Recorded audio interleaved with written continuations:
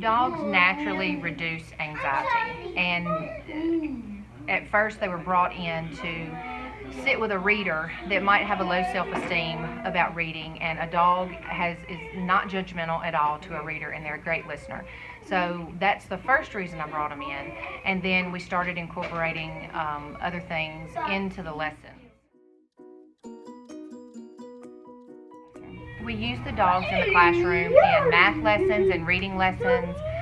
We also use them, we use the walks and retrieves that the children get to do as rewards when they've met their goals or they've accomplished a task. And we also use them to teach compassion and skills that they need to take care of pets at home. Since the dogs started coming, I have seen growth in reading and lots of growth in their confidence socially.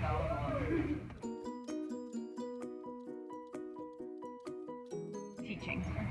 So I compare teaching with the training that I see Danielle and the other trainers do. We both use similar techniques like positive reinforcement and repetition and consistency. Read. I'm the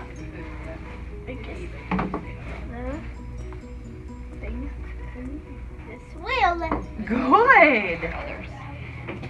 I want to inspire teachers to celebrate the little things and realize that all students can learn when we use unique and sometimes unconventional ways to teach, like teaching life skills when we prepare love packs and when we travel out into the community and when we use the dogs.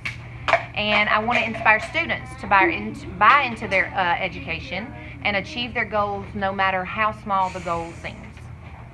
Now to our heel. Thank you.